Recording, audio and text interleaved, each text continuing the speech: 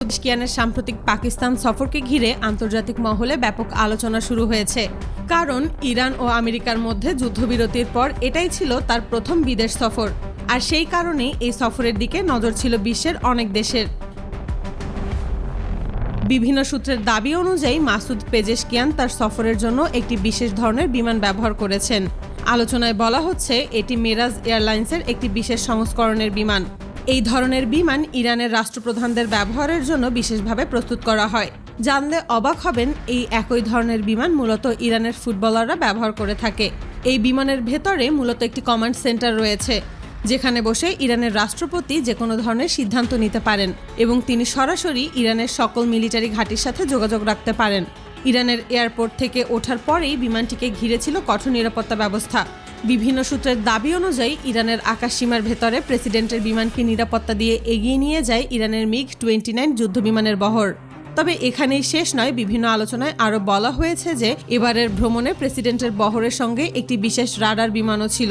বিভিন্ন সূত্রে এই বিমানকে সাব রাডার বিমান হিসেবে উল্লেখ করা হয়েছে। এই বিমানটি নিয়ে আন্তর্জাতিক মহলেও ব্যাপক আলোচনা দেখা গেছে। এই ধরনের রাডার বিমানের প্রধান কাজ হল আকাশপথ পর্যবেক্ষণ করা। সাধারণ যুদ্ধবিমান যেখানে নিজেদের সেন্সরের উপর নির্ভর করে, সেখানে একটি রাডার বিমান সরাসরি ইরানের নিজস্ব স্যাটেলাইট ব্যবস্থার সাথে কানেক্টেড থাকে, ফলে অনেক বড় এলাকা পর্যবেক্ষণ করতে পারে। বিভিন্ন প্রতিবেদনে বলা হয়েছে এই ধরনের বিমান কয়েকশো কিলোমিটার দূর পর্যন্ত আকাশে উড়ে বেড়ানো বিভিন্ন বস্তুর অবস্থান শনাক্ত করতে সক্ষম। আর এইভাবেই প্রেসিডেন্টের বিমান নিরাপদে পাকিস্তানের দিকে এগিয়ে যায়। কিন্তু সবচেয়ে আলোচিত অংশ শুরু হয় যখন তার বিমান ইরানের আকাশসীমা ছেড়ে পাকিস্তানের আকাশসীমায় প্রবেশ করে। বিভিন্ন প্রতিবেদনে বলা হয়েছে পাকিস্তানের আকাশসীমায় প্রবেশ করার পর প্রেসিডেন্টের বিমানের নিরাপত্তার দায়িত্ব গ্রহণ করে পাকিস্তান বিমান বাহিনী। আন্তর্জাতিক সূত্র থেকে জানা যায় পাকিস্তানের অত্যাধুনিক JF-17 থান্ডার যুদ্ধবিমানগুলো তখন প্রেসিডেন্টের বিমানের আশেপাশে দেখা যায়। JF-17 থান্ডারকে অনেকেই সাধারণ যুদ্ধবিমান মনে করলেও বাস্তবে এটি বিশ্বের অন্যতম শক্তিশালী ফাইটার জেটগুলোর মধ্যে একটি। এই যুদ্ধবিমানের সর্বোচ্চ গতি ঘন্টায় প্রায় 2000 থেকে 2300 কিলোমিটারের কাছাকাছি পৌঁছাতে পারে। শুধু গতি নয়, এই যুদ্ধবিমান একসাথে প্রায় 4 টনের বেশি পরিমাণ অস্ত্র বহন করতে পারে।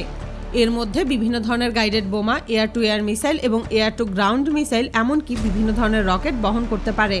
বিভিন্ন প্রতিবেদনে বলা হয়েছে প্রেসিডেন্টের বিমানের সাথে প্রায় 8টি এই ধরনের যুদ্ধবিমান দেখা গিয়েছে। আর এই পুরো ঘটনাটি আন্তর্জাতিক সংবাদ মাধ্যমের নজর কেড়ে নেয়। তবে এই ব্যাপারটি নিয়ে ইসরায়েলের প্রেসিডেন্ট নেতানিয়াহু বেশ কয়েকটি মন্তব্য করেছেন। বিভিন্ন প্রতিবেদনে বলা হয়েছে তিনি পাকিস্তান এবং ইসরায়েলের সম্পর্ক নিয়ে কথা বলেছেন।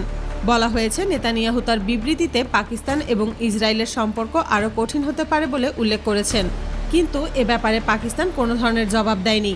এরপর বিশাল নিরাপত্তা ব্যবস্থার মধ্য দিয়ে মাসুদ পেজেশকিয়ান পাকিস্তানে পৌঁছান।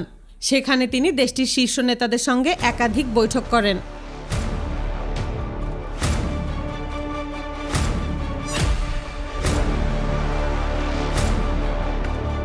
বিভিন্ন প্রতিবেদনে বলা হয়েছে এসব বৈঠকে দুই দেশের সম্পর্ক, বাণিজ্য, সীমান্ত নিরাপত্তা এবং ভবিষ্যৎ সহযোগিতার বিষয় নিয়ে আলোচনা হয়।